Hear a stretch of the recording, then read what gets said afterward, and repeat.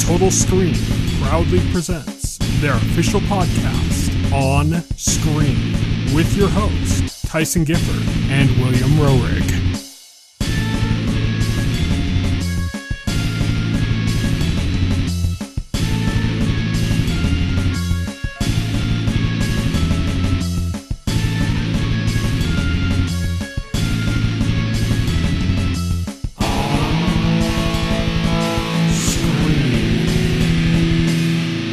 Hello, everybody, and welcome to On Screen, the official podcast of the Total Screen. My name is Tyson. My name is Will. And today we've got some stuff coming up on the horizon to talk about. A few news stories. Usually with our news segment, we only cover trailers. We got a few of those as well, but we also have some news stories to go over. And then, in our full spoiler segment, we are going to be talking about Paranoia Agent, and we'll get to why we're talking about that when we reach that segment. But let's kick things off with our On the Horizon segment.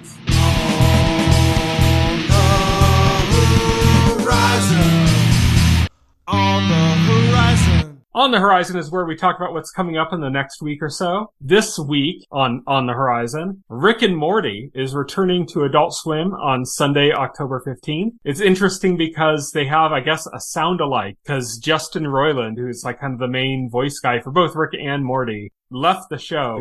He was canceled. I'm gonna be honest, like it sounds remarkably close.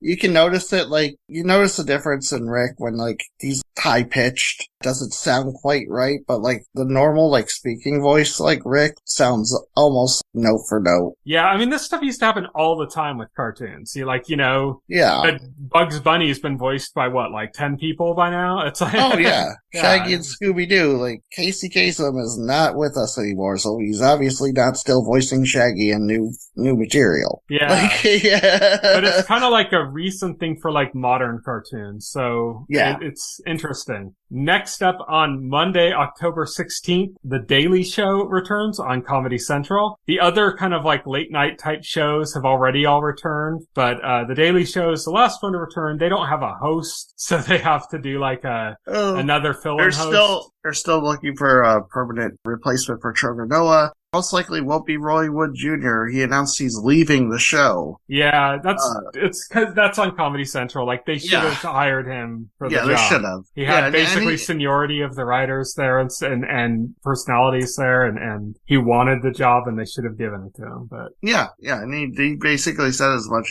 He's leaving out of frustration because, they haven't offered him the job. Yeah. Then on Thursday, October 19th, Wolf Like Me returns for its second season on Peacock. This is like what that is. Kind of a romantic series, but where like the love interest is like a werewolf. Oh, okay. So it's a drama.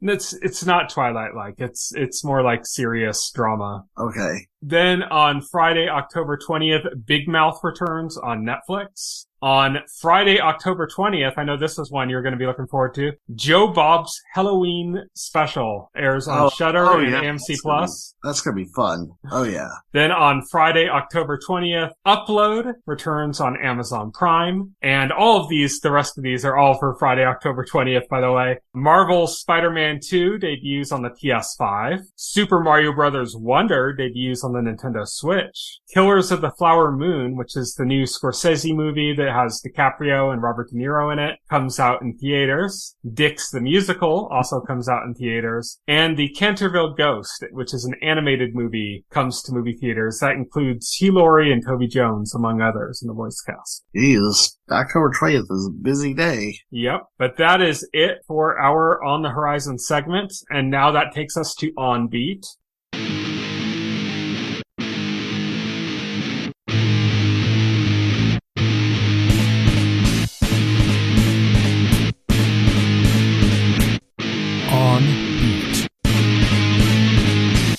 On Beat is our news segment, and we're going to kick things off with the official end of the WGA strike. We reported before that it was like basically a tentative agreement had been reached and the writers were going back to work and all of that has happened since. But now the writers have voted. The contract is set. It's over. Strike done. Unfortunately, there is another strike going on in the industry at the same time. That is not over yet. But for the first time, SAG-AFTRA is now in in negotiations with AMPTP. Before they were striking, but they hadn't been in the room together. And now they're in the room hashing things out. Negotiations. I mean, we kind of predicted that once the writer's strike was wrapped up, that the AMPTP would move quickly to try and end the actors' strike. Mm-hmm. To get back to business as usual. Nothing there is settled. It's in negotiations right now. It's in negotiations. In the next couple days. And we don't know how that could go. That could go, where like the AMPTP again just won't give the actors enough of what they require, and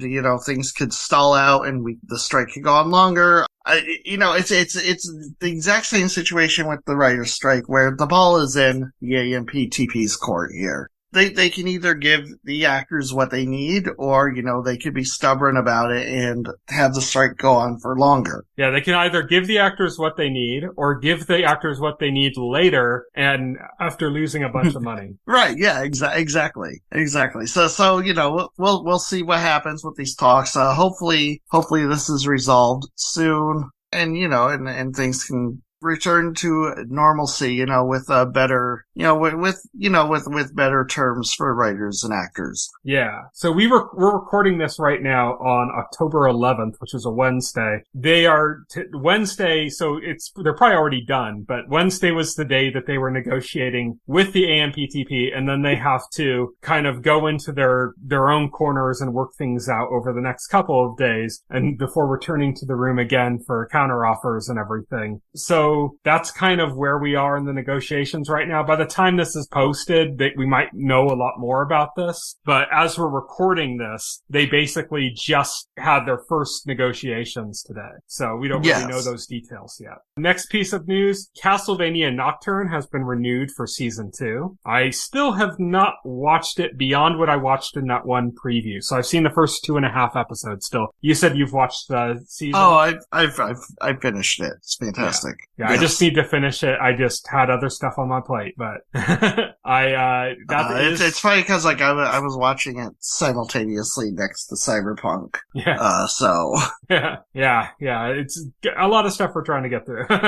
Yes. For some of these episodes, but then also speaking of Cyberpunk 2077 is going to be getting a live action story. It was originally reported by a lot of outlets as an adaptation. That is not the case. This is more in the line of like Edge Runners, where there is going to be a live action series or movie. That's also still not known, but it's leaning more towards series because the executive that is in negotiations with CD Projekt Red about this is from Anonymous Content's TV department. So it seems more likely that that's going to be the case, but they haven't yet committed either way. But basically they're going to do some type of live action project, and it's Anonymous Content who did Mr. Robot and True Detective. So a good list of things behind them. Good quality stuff. And Cyberpunk, their connected stuff has been good. Like we talked about Edge Runners last week, Very, very good anime adaptation set in that world. That's basically what we're going to be getting here. Is some live action series or movie set in the world of Cyberpunk 2077, but not an adaptation of the main story of the game. Mm-hmm. So yeah, I love this stuff. Yeah. Oh yeah.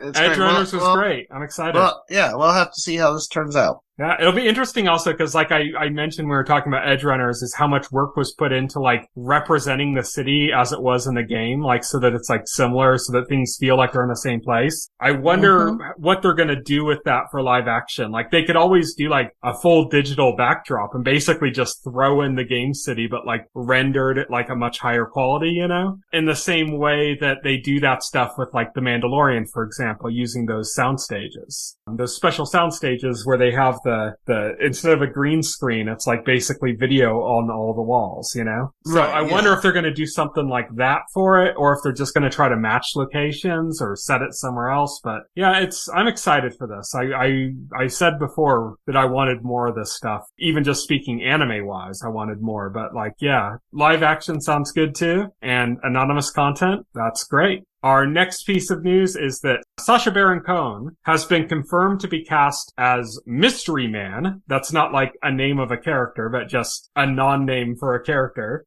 in Marvel's Ironheart series. This came about from a copyright leak. The interesting thing here is that Sacha Baron Cohen has long been rumored for like years and years now to be playing Mephisto in the MCU. And that was like a huge rumor thing that was going around with like WandaVision for ages, where people were like, oh yeah, Mephisto's gonna show up. It's gonna be Sacha Baron Cohen. That rose to like the level of coke. It was crazy. It was like, no. Yeah.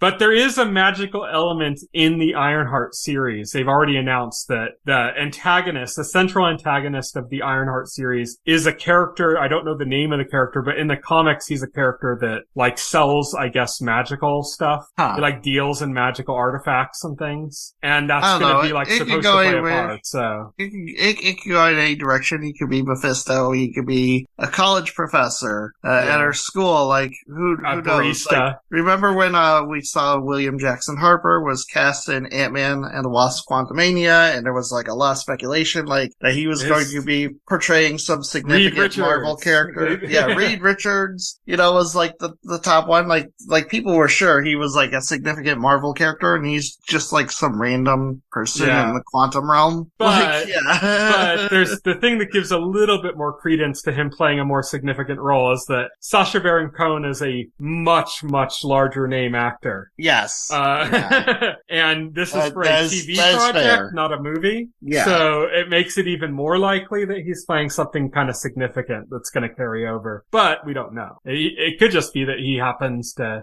be on set when they were filming, or be like in the same city when they were filming, and somebody saw him and said, "Hey, want to show up and play barista?" I mean, and he said, "Sure." The thing is, like, he could be playing Mephisto. He could be playing a significant thing. Another thing you gotta think about though is like, if you're going to take on a role like that, that is most certainly going to be a reoccurring role, and like that's kind of a commitment for an actor. Mm-hmm. So you gotta think, like, if they get Sacha Baron Cohen, does he want that commitment, or does he just want like a one-off in like the series? That's also true. Yeah.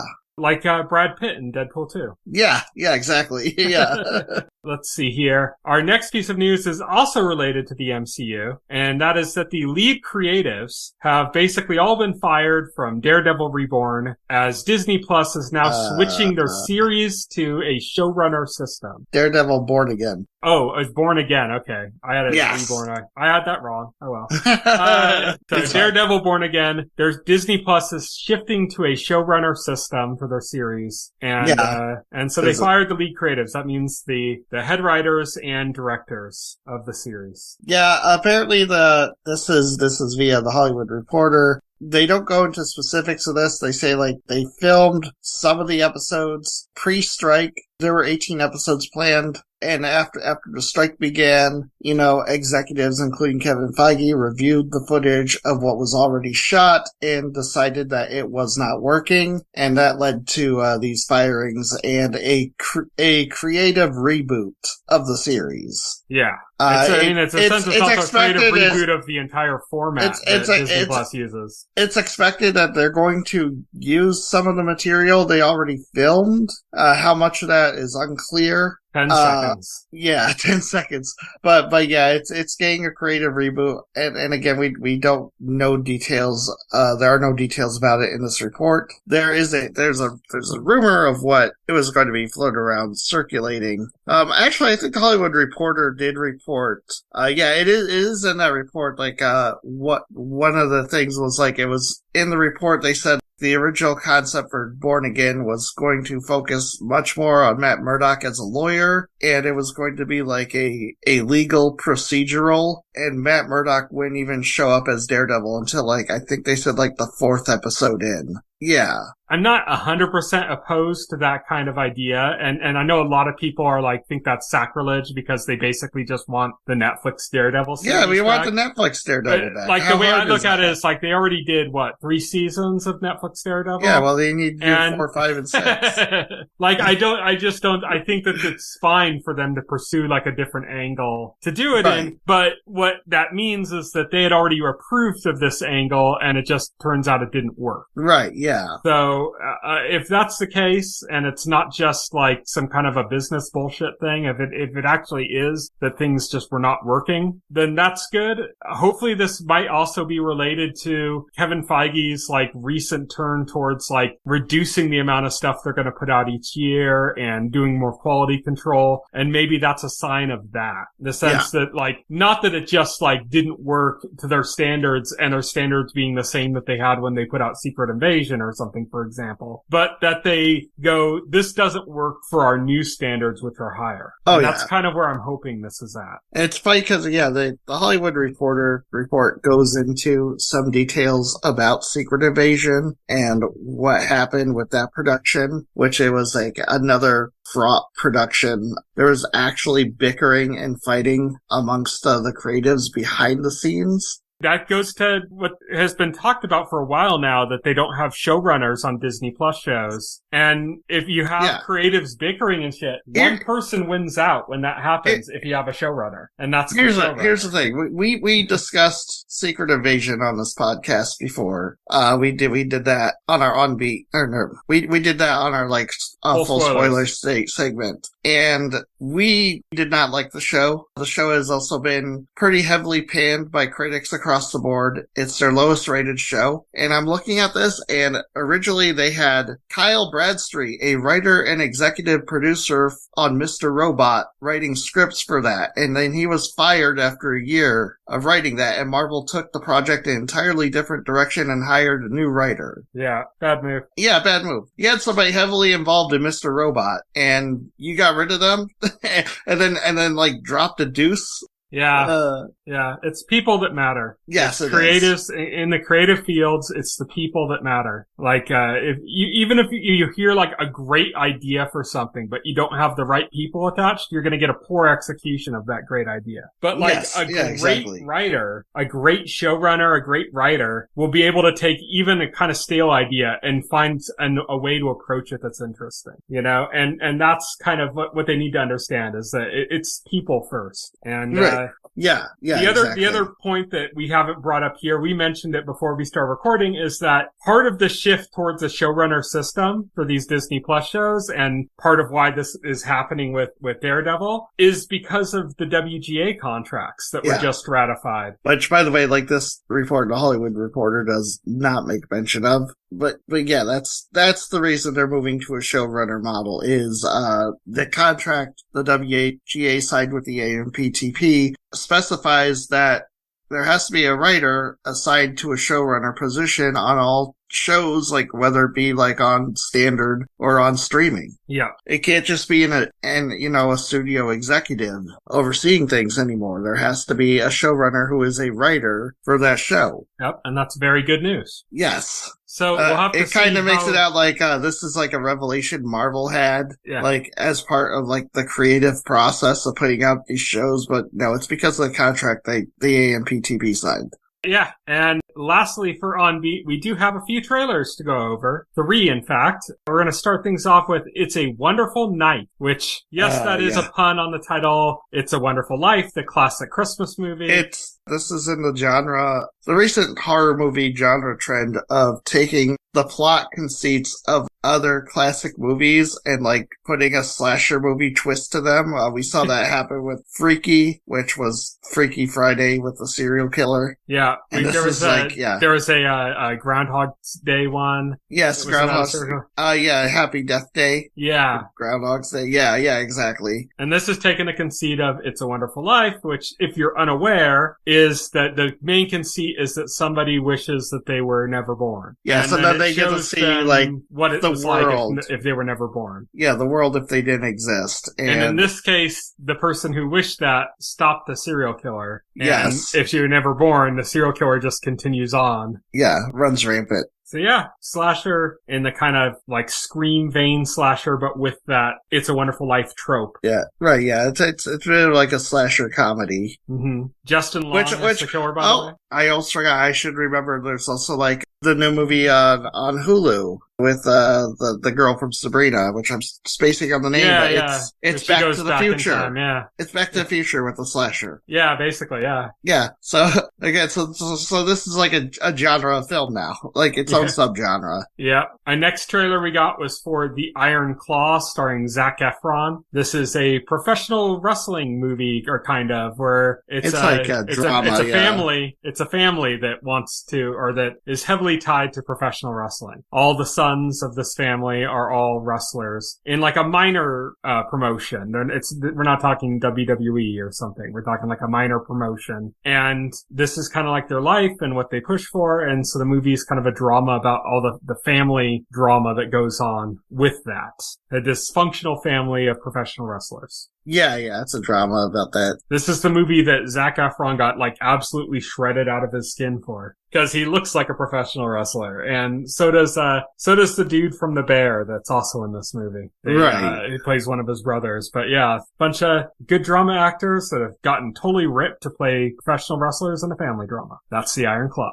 This is not going to be a happy story, by the way. Yeah, it's going to be pretty devastating if you watch it.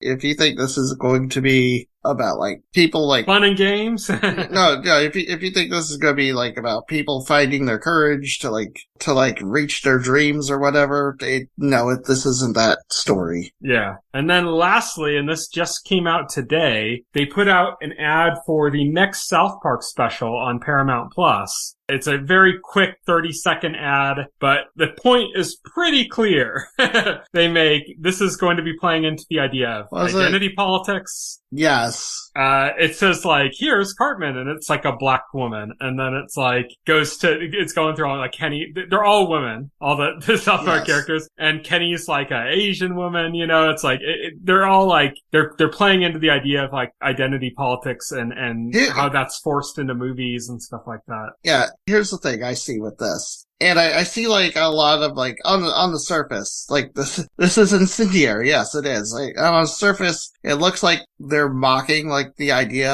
of diversity in films or whatever. Seems like I think at the same time, and this is what South Park does, it's like so clever with their satire, is I think at the same time they're like mocking the people that get upset, like when something like The Little Mermaid comes out and it's not a white woman like in the cartoon. I think like they're very subtly like mocking those people with this as well. I think if you watch that, I think that'll become clear. Like they're kind of like they're kind of mocking like the corporate, like, oh yeah, we have to have diversity to sell our products, where like the corporation itself doesn't like believe in that conceit so much as like they just want to exploit it for money. Mm-hmm. And at the same time also like the people who like get irrationally angry about the stuff, I think it's also like making fun of them. And I don't think like that's 100% clear. Like, what was this, like a 10-second like promo for like 30 seconds, but 30 actual seconds footage of the show probably about 10 seconds. Yeah, like I don't think you're gonna fully get that from this, but I think like knowing South Park and knowing what they kind of do, like the kind of humor where like they're just like hitting everybody at once. Mm-hmm. I think you're going to get that. Yeah, that's usually the South Park way. Yeah. But that is it for our On Beat segment, and that leaves only full spoilers.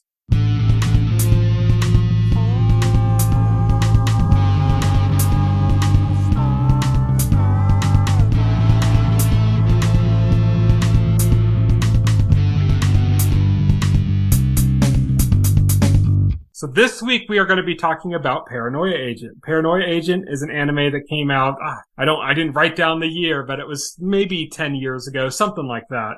It's been a while. And it's been a while? It's been a while, but it is from director and writer Satoshi Kon. He is a very prominent anime writer-director. He did Perfect Blue, which is one of my favorite movies. And he also did It's Great, and it was heavily ripped off by that Darren Aronofsky movie, what was it?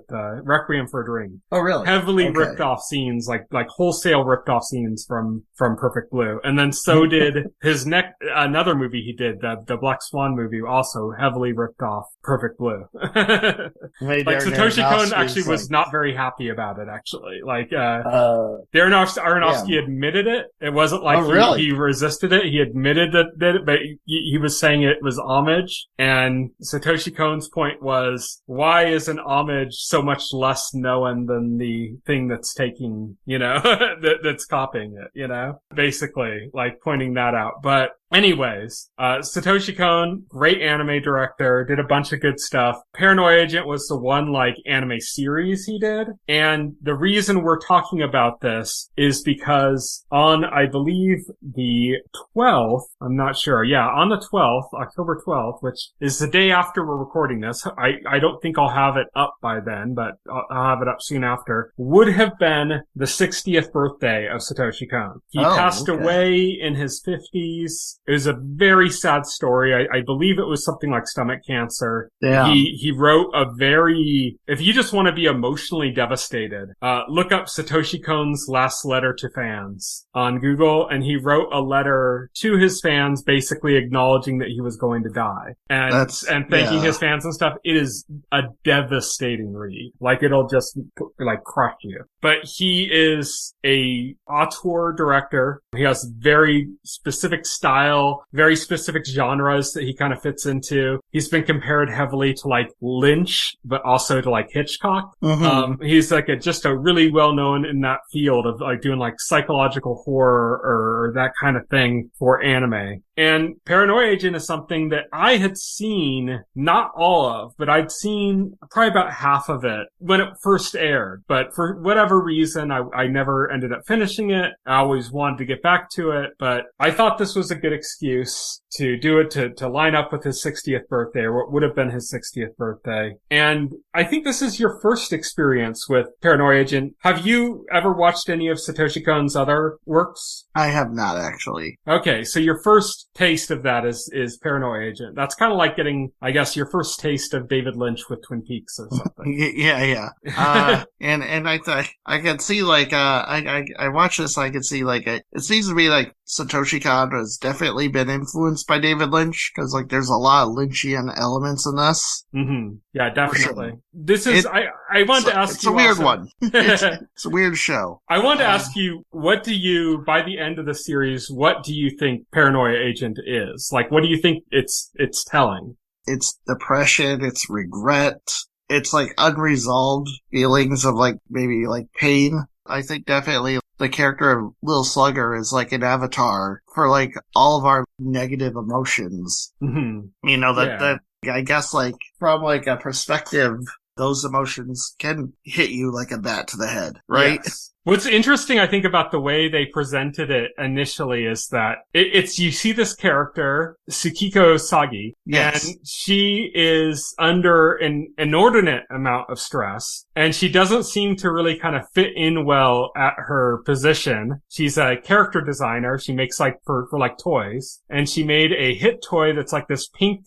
dog called Moromi. That's like a huge hit, and they want the follow-up. They want what's your next toy? Which you could see as being something that maybe like Satoshi Kon has felt. You could see it being like a parallel for him. The anybody idea of like, Perfect Blue was great. What's your next movie? Yeah, anybody who's created something, successful, they're going to get like asked what next, and they're going to feel the pressure of what's next, right? Yeah, and so she's under this inordinate pressure to create this new character, and then she's like walking home one day. There's a few weird things that happen. She sees this old lady that's like collecting cans or something, and then she's kind of gets scared, and she ends up getting hit by a kid on rollerblades with a bent golden baseball bat. This is how it starts out. Two detectives are assigned to a case. It starts out as a pretty straightforward mystery, right? You got a victim, you got a suspect, you got the detectives investigating the case. So far, so straightforward.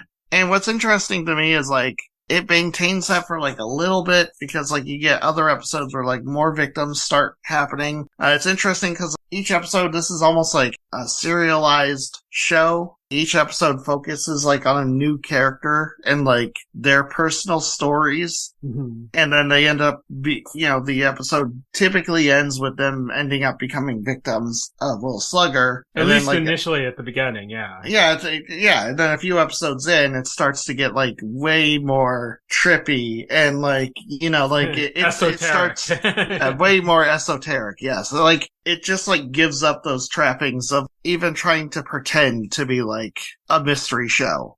And the thing is, like, a lot of it will leave you confused. I don't think, like, every episode is a winner in this. Like, there are a few episodes, like the one with, like, the old woman and, like, the gossip women. I thought was like, yeah, alright. That's kind of a the nothing stinger episode. of her husband getting attacked and her just wanting more gossip was pretty funny, but. Yes, it was, yeah. It was probably one of the weaker episodes. The weakest for me, the one that was kind of boring me a bit, was the one where they had actually caught the suspect and they were like trying to interview him and it was going into like this kind of fantasy thing. So you're talking about the Dragon Quest episode. Yeah. Because it's very obviously like aping Dragon Quest, which obviously is like one of the biggest RPG games in Japan, so, Yeah. Even like the kids, like his fictional armor resembled the armor from like the hero in like Dragon Quest, like with its blue and stuff. Yeah, a lot of the monster villains did too. Like they looked like Dragon Quest enemies. But yeah, I thought that episode was just. I thought that was all right. That didn't do much for me. They had some other ones that were like interesting. I think one of the ones that I liked the most, but like in a very weird way, was like the suicide episode with the three guys that, because this is like a real thing. Right. This is a real thing in Japan where people want to commit suicide, but they're afraid to do it alone. So they meet up on like message groups and create like an opportunity to get together and kill themselves in a group. Oh, interesting. Okay, this is like an actual problem, like a social problem in Japan that this occurs because everybody knows like Japan's suicide rate is like really high, much higher than the average. And it ties into like that kind of idea and the way they kind of took this very darkly comic approach to it. It kind of reminded me of, there was a movie that Satoshi Kon did called Tokyo Godfathers. It was about these homeless people that find the baby. And and it's like that's the whole kind of conceit of the movie, but it goes into their lives and how they ended up there and stuff like that. It really kind of ended up feeling like that because one of the people in the suicide group is like a young girl. And it's kind of like this weird thing where like this happy girl and she's like, like, let's have fun, let's do this, that's so fun and stuff. And she's all cheerful and they're basically going to kill themselves, like that's the plan. And she's connected to him in this plan. The other two guys, there's a much older guy and there's a guy who you find out in a very kind of quick way that he's gay. And that's probably what caused whatever trauma led to him doing this has something to do with like the societal reaction to that or whatever ended up happening to his lover. But like you have this kind of glimpses of like what could have caused this or what could have led these people here, except the girl. She's like an enigma. And as it goes on and they're going through all these suicide attempts, the other guys are like trying to find a way so that, when they kill themselves, like she'll be saved. So like they were going to hang themselves at one point and they like cut the rope on her noose so that it would break, and so it's just like such a weird, darkly comic approach to this like real story. Like this like really happens in Japan, I thought it was a pretty fascinating way of handling it. And it had like a lot of charm in the same way that like Tokyo Godfathers does, which deals with some really fucked up shit that happens to deal with homeless people, and what they have to live with and stuff, but does it in this kind of weird, cheerful way that kind of, gets you invested in the characters. So I like that episode a lot. I like the early episodes a lot. I think the two episodes directly after that Dragon Quest episode, I really dug. I thought those were like very Lynchian. Oh yeah, for sure. It goes on like with all these like stories and vignettes. Even like the episodes like we just talked about, that's like a vignette. Because like, those characters aren't connected to anything else. But towards the end, like it circles back the two detectives and Tsukiko Sagi, who the revelation is she's the source of Little Slugger. Yeah, Little Slugger is kind of like a tulpa. Yeah. Which is like the idea of something that gains power by like rumors or like by being an urban legend, and then it becomes something real, kind of, you know? Right, yeah, exactly. And at this point, like, the Little Slugger, you know, like, Tulpa, I'll just use the Little Slugger Tulpa, like, has gained so much power that it's just become like this black blob that's like overwhelming Tokyo. Mm-hmm. And the one detective, there, Manawa, or like, he becomes the radar man and he becomes obsessed with taking down Little Slugger. It comes down to like he's got this baseball bat, that he got from Tsukiko Sagi's father that becomes like the ultimate weapon. So he's kind of like,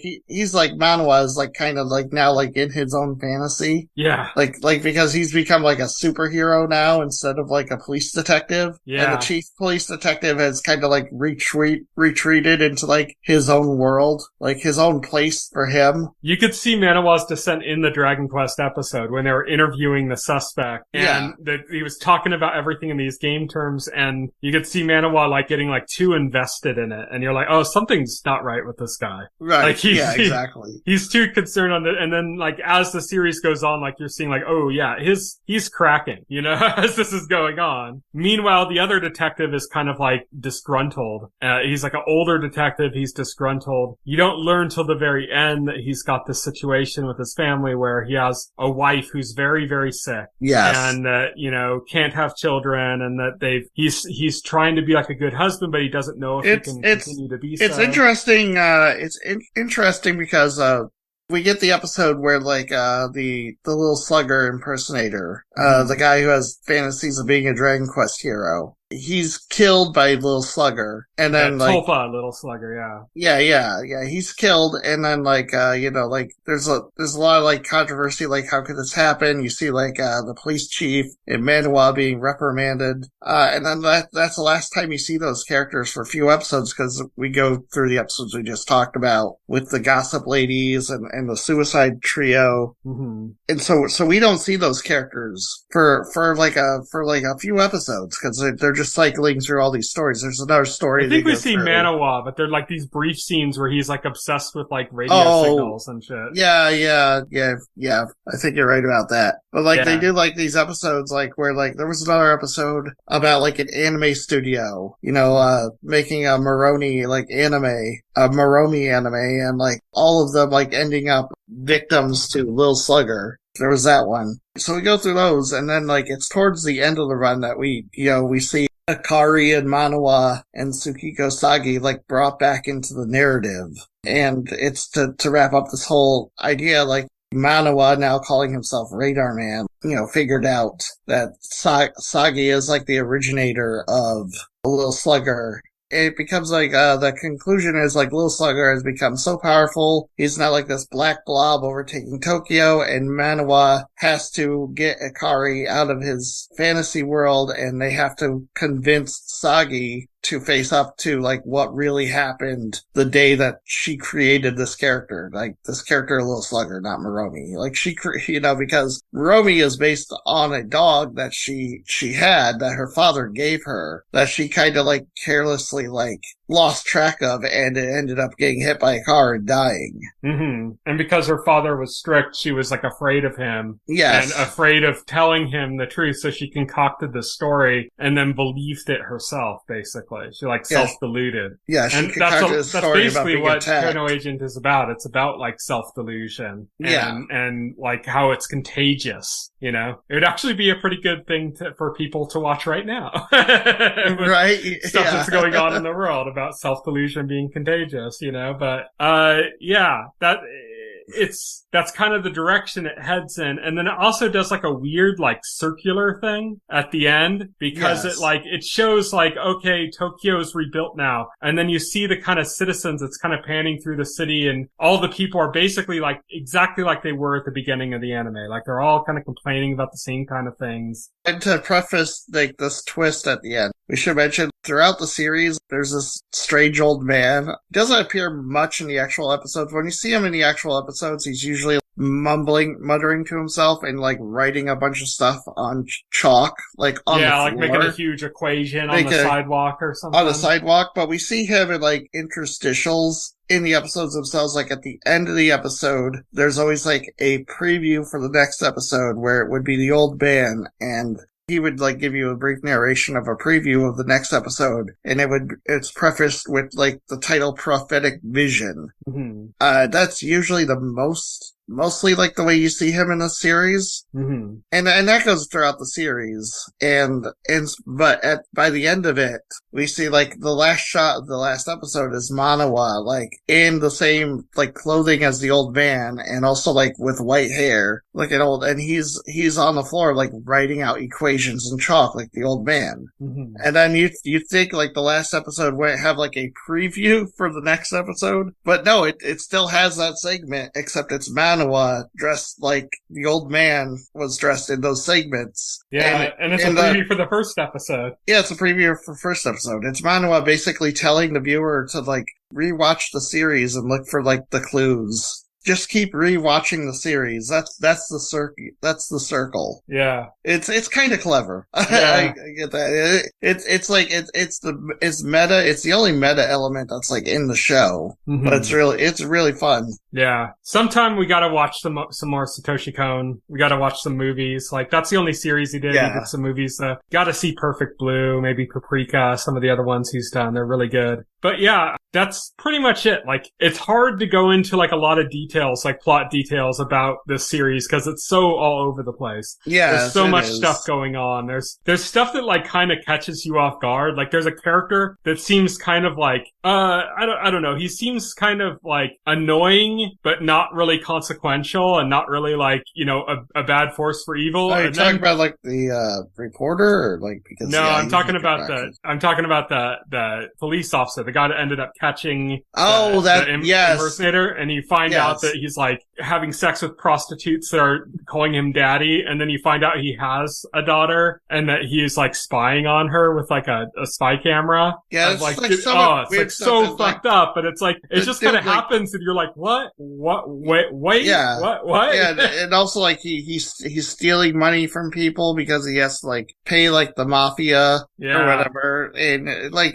there's this whole thing about that, but like none of that like actually goes anywhere. Yeah, it's just so weird. It just kind of plays into the idea of delusions and stuff, because it's like he kind of deludes himself into thinking he's like a good person, and he's like really not, you know? Yeah, and he's like a really bad person. Exactly, and it's just that kind of took like a shocking twist. There's so many things like that in this series. There's so many like overlaid pieces of storyline that go back and forth. There's times where I was watching where I was like, wait a minute, is this that character when they're younger? And then as the episode goes on, it's like, no, that's a different character. And it's like, it can be kind of confusing. Like, at first I thought that guy's daughter was like the main character, Tsukiko Sagi. I thought it was her as a girl. And I'm like, she looks different though. Like, but they were placing it narratively, like where you would place a flashback for that character. So it made it kind of confusing. But then like, as the pieces start to fall into place, you start to get what's really going on. And there's so much of that in the series that it makes it like really hard to like iron out like a concrete plot and say like, here's where everything goes. And that makes it, like we said, pretty Lynchian, because try to describe what a Lynch story is about, you know, try to describe like any David Lynch movie or Twin Peaks or something. And you might get like a gist of something, and then somebody will say, oh, okay, so I think that's what Twin Peaks is. Now I know. And everybody else will be like, oh, no, actually, no, you don't know. Like, like that's such a tiny part. Like you don't get it. Like you can't really speak of it in terms of like narrative choices in the same way you can speak of it in the way of like feelings or other things like that. And that's makes this a little bit hard to describe like plot point to plot point, you know? Right. Yeah, exactly. But yeah, Paranoia Agent, great show. It's available on Crunchyroll and also on Funimation if you can get access to those, if you have a subscription or if you want to get a subscription, or you can take a free trial and watch it in that time. But yeah, it's a great show, and Satoshi Kon, R.I.P., true legend of the anime industry. And that is it for our show. So thank you everybody for listening. You can reach me on Twitter. I'm at Tyson Gifford. You can reach Will. He is at Voxel Hero. You can check out our Facebook page, our Twitter accounts, our website, our RSS feed, our our SoundCloud page, all of that stuff. If you go to thetotalscreen.com and go to any of the container stories for any of our podcast episodes, scroll down to that last paragraph. You'll see all the links in there. So check that out. You can subscribe to this podcast through any podcast client of choice. And you can also get our entire backlog of the podcast on our YouTube channel. Next week, I believe we are going to be covering The Continental, which is a 3-episode, feature-length episodes spin-off series or prequel series to the John Wick movies. And so that's what we're going to be covering next week. I had to check it out before Will could watch it because Will has not seen John Wick 4, and I wanted to make sure that there's no, even though it's a prequel, that there might be a framing device that spoils something from John Wick 4. It does not. The entire thing takes place in either the 70s or flashbacks that go even further back than that. So that will be what we're discussing next week. And then the week after that, I'll tell you a little bit ahead, we're going to be discussing season 1 of Chucky. So look forward to both of those. Thank you everybody for listening. Good night. Good night. Thank you for listening to the OnScreen podcast, the official podcast of The Total Screen. Visit our website at thetotalscreen.com. This podcast can be found on any major podcast client, including Pocket Cast and Apple Podcast. The entire backlog of this podcast and other content can be found on our YouTube channel.